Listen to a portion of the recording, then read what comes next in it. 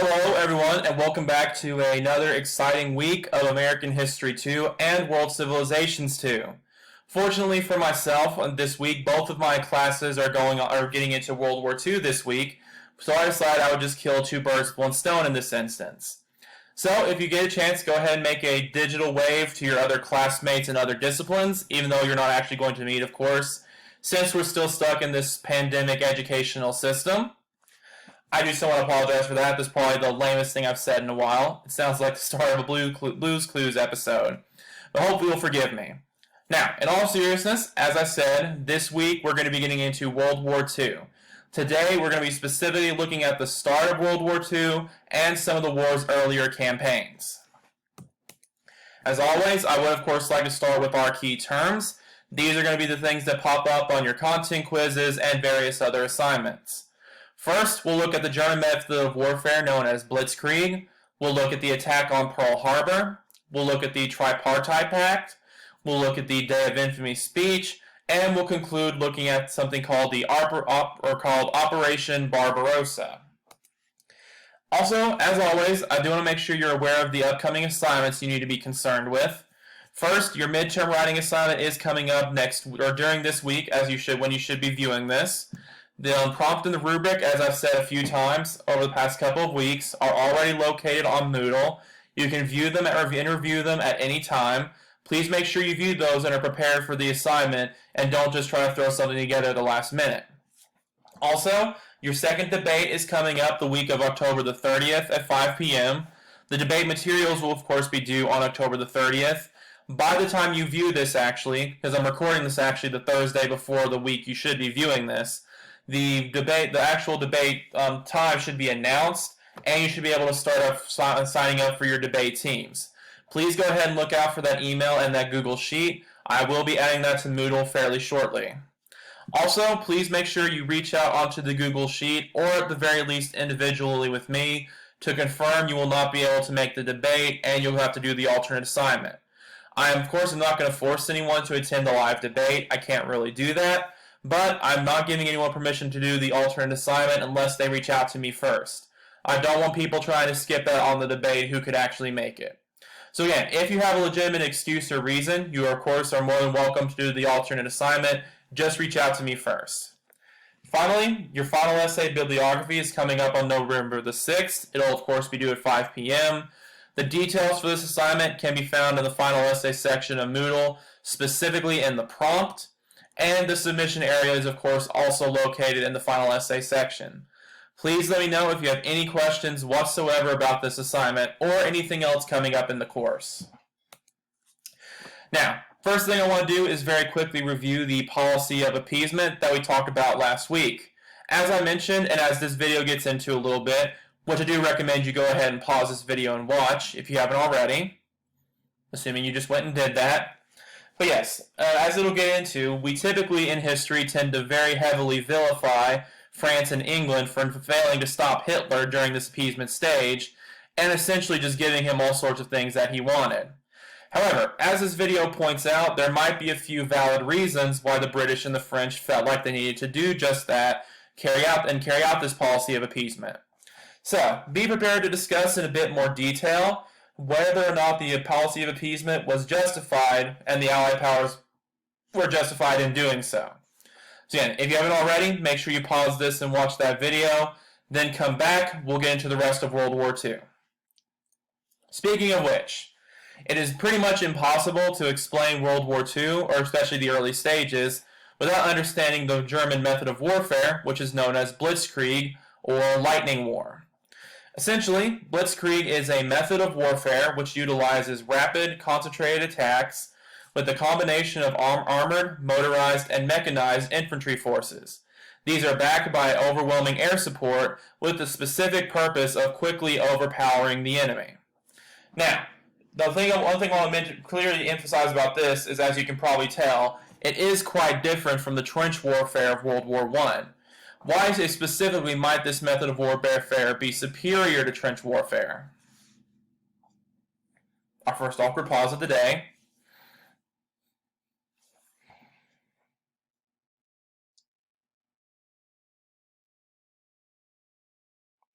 Alright, there's a couple of things that some of you war buffs especially might have noticed that I want to emphasize that do seem to set Blitzkrieg apart from trench warfare. One, this is one of the first efficient uses of a combination of different types of advanced weaponry in combat by a European nation. You're not just using infantry units or the occasional bit of air force like in World War I. Your soldiers aren't just going to be marching in with newly developed machine guns and marching straight into a trench. You have armored forces, motorized forces, mechanized infantry forces, and also are backed by overwhelming air support and highly developed aircraft. So instead of just attacking again like in World War I with very traditional war styles where you just march into your death, you're using a combination of new military tactics and new military weapons. So that in and of itself would seem to make this superior to trench warfare. And also, this warfare was specifically designed to quickly overpower the enemy. You use this huge variety of tactics and weapons to overwhelm your enemy quickly, whereas if you remember from our World War I section, in trench warfare, you just essentially would hide out in the trench and occasionally charge the trench, and the trench could stay in the same place and barely move for months on end. So again, instead of just holding out in a trench and wearing soldiers out, this is a very fast method of warfare that could quickly overwhelm the enemy. To explain a little bit more detail about how exactly that worked, I'd like to get into some detail about what kind of weapons and personnel the Germans had at their disposal. First, there were several advanced divisions of Panzer tanks throughout Germany in World War II. It is estimated that there were roughly 21 divisions total at the height of German power in World War II, which would equal roughly 6,000 tanks. Quite a significant number of tanks, I think you could agree, especially for the 1940s. The Luftwaffe, if I'm pronouncing that correctly, which I'm probably not, was known as the German Air Force. At its height in 1939, this Air Force was the most advanced in the world, even more so than the Royal Air Force of Great Britain. This Air Force boasted about 373,000 personnel, about 1,191 bombers, 361 dive bombers, 788 fighters, 431 heavy fighters, and 488 transports. So again, highly advanced military that could quickly overwhelm the enemy. The best way to explain the effectiveness of this type of warfare is to just show the outcome. Throughout the first year or so of World War II, the Germans seemed quick to dominate pretty much the entire Western world. As some of you may know, the war officially began, at least by most historian accounts, if we ignore the Asian theater, on September the 1st in 1939 when Germany invaded Poland. By the 17th, Russia had also invaded Poland from the east, and by October the 8th, Poland had been defeated and was mostly annexed by Germany, as you can see on this map here. So again, just a little over a month, Germany had managed to conquer an entire nation with this new blitzkrieg method of warfare. Things got even worse when less than a year later, on the 25th of June in 1940, France surrendered after just a 46-day invasion by the Nazi powers. By May 27th through June 4th of 1940, all British troops had been completely evacuated from the mainland Europe at the famous Dunkirk evacuation. Some of you might have seen a movie that came out a couple of years ago about this, for example. Fantastic movie. Very, though, horrifying event at this time, because it seemed like Germany had essentially been able to take over all of mainland Europe. So yeah, think about why this blitzkrieg again was so successful. Make sure you're prepared to discuss that and do a little bit of research on it in the future. Especially those of you who are planning to research World War II or military tactics for your final essay, blitzkrieg is a great thing to focus on. In the meantime, what I'd like to spend most of today's class talking about is why Germany didn't win. As I mentioned, many people across the world, even in Great Britain and the United States, were convinced at this point, after France fell especially, that Germany was going to win World War II. So what do you think exactly Germany is going to have to do to lose World War II? Why didn't Germany win?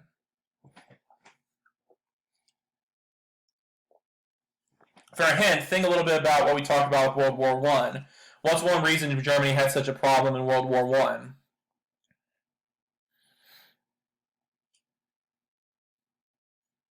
Alright, yes, very good. World War I history buffs, who I'm assuming answered this at home. The two-front war was a huge problem for Germany during World War I.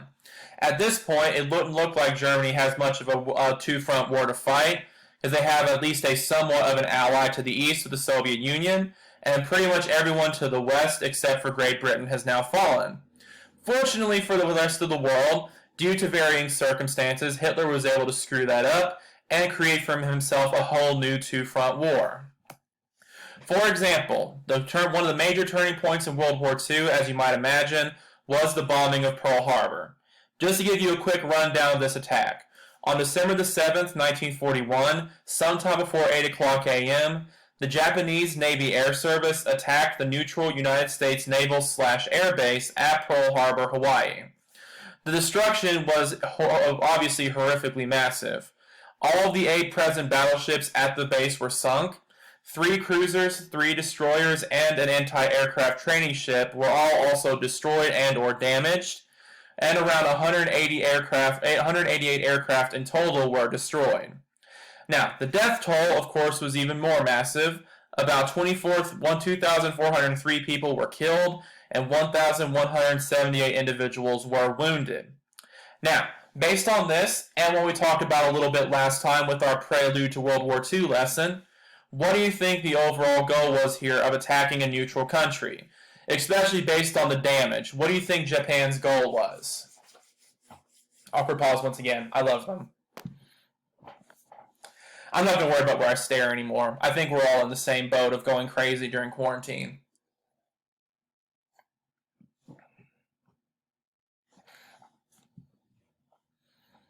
But yes, if you remember from last time, Japan at this time was trying to set up their own empire in Asia, especially by taking over portions of China.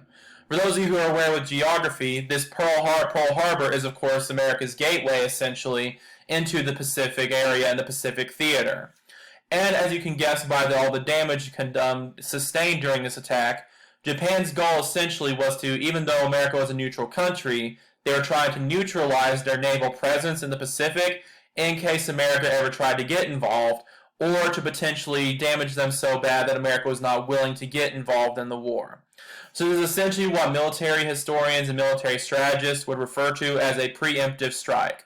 Attack a potential enemy before they're prepared to attack you. A little bit more specifically, this attack was motivated by U.S. sanctions in response to that 1931 Japanese invasion of Manchuria and eventually China that we talked a bit about last week. So Japan did, obviously not to justify the attack, but Japan did have some reason to believe that the United States would be against their expansion into Asia. A couple of examples of the things Japan was angered by. America specifically assisted the Chinese by providing them loans to support their military.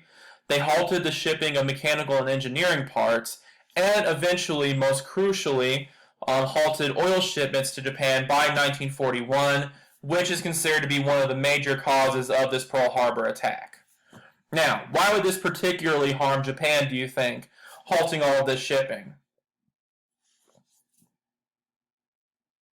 And I just sort of sit here and smile at the camera. Think about Japan's geography for a second. Nothing too complicated, just the very basics.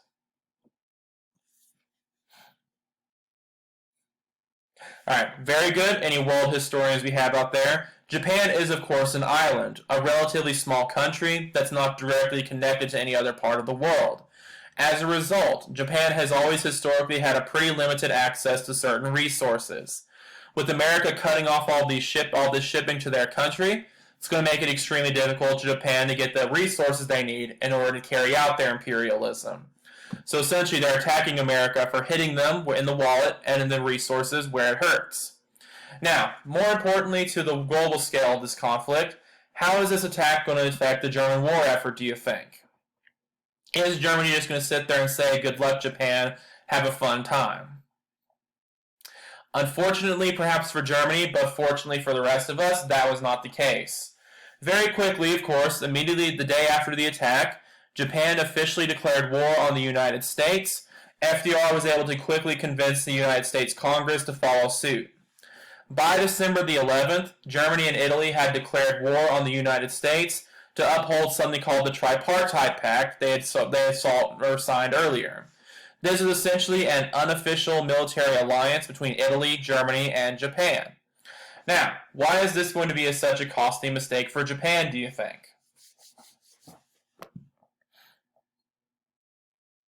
Think back to World War I, for example.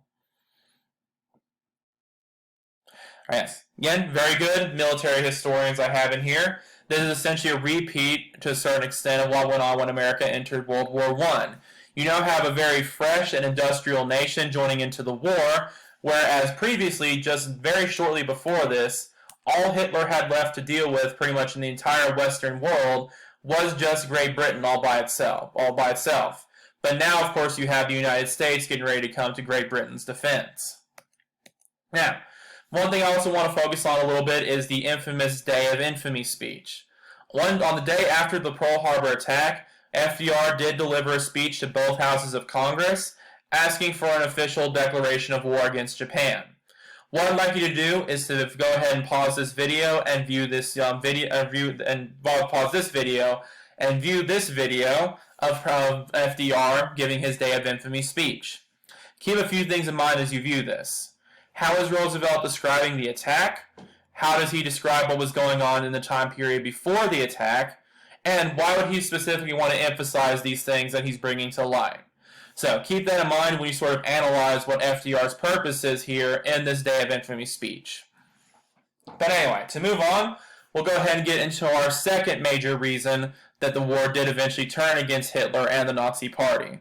One of the other major events occurring in the Eastern Front of the war is the infamous Operation Barbarossa. On June 22, 1941, Germany officially launched Operation Barbarossa against the Soviet Union. This is one thing to keep in mind that I've always thought was kind of interesting, is that originally this attack was going to take place earlier in the year, but it was delayed closer to the winter by the German invasion of Yugoslavia, which lasted throughout most of mid-April. Now, why is that such a big deal? The memes alone should give you the answer to this one. Yes, very good again. Any meme historians, I suppose, we have in here. Attacking Russia during their harsh winters is typically not a very good idea. The German military was not prepared for it, and by the time winter hit, their offense would eventually stall. But we'll get to that a little bit next time. Now, one thing people a lot of times will ask themselves when looking over Operation Barbarossa is why on earth Germany would attack an ally, especially when their alliance against Poland had really worked so well for both parties. The reason for this was actually laid out all the way back in Hitler's book Mein Kampf, which we mentioned last week. In this book, Hitler specifically stated that he would secure a Lebensraum, or a living space, in the Soviet Union for the Aryans, or the superior race, of course. He specifically cited the Soviet Union as one of the places they would get this living space from, because Russia was supposedly being led by Jewish and Bolshevik collaborators. So again, it's essentially Hitler's Aryan superiority views. He typically thinks that anyone to the east of Germany is some sort of lesser humans or subhuman Jew, Nazi, or communist collaborator, whatever sort of insult he could come up with. So again, this is an example of how the Nazis' racial purity policies were starting to turn against it. They essentially attacked a former ally before they were really ready to deal with them. This was a humongous invasion and was actually one of the greatest invasions in all of world history. On the German side, there were 3 million plus combat troops involved in this invasion, and about 600,000 motorized vehicles present. That includes tanks, even military motorcycles, jeeps, pretty much any sort of World War II mechanized weapon you can imagine. Their overall consequences for this conflict were enormous, especially for the Soviet Union. About 5 million Soviet troops were captured throughout the course of this invasion. About 3.3 million civilians were deliberately starved or killed by the Germans, which we'll talk a little bit more about next time. And also roughly 1 million Russians were killed as a deliberate part of the Holocaust, which we'll also spend a bit more time talking about next time. Now, essentially summing this up again, why are these two turning points going to have such negative consequences for Germany? Why specifically did these two events help turn the tide of the war against Hitler?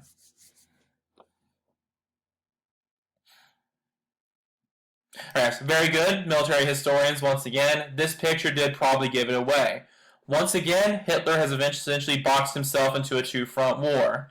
Instead of just having the United Kingdom standing on its own, he's now going to have a combined force of British and Americans and French resistance fighters, with the Soviet Union also pushing in from the east. So once again, you have to fight a two-front war, and eventually you'll end up being on your own.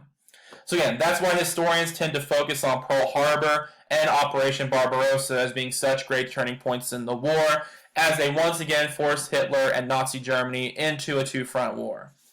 Next week, or in the next lecture you view, we'll talk a little bit more about how that two-front war played out for Hitler and the end of the conflict in the Pacific and in Europe. Thank you. Have a great rest of your week.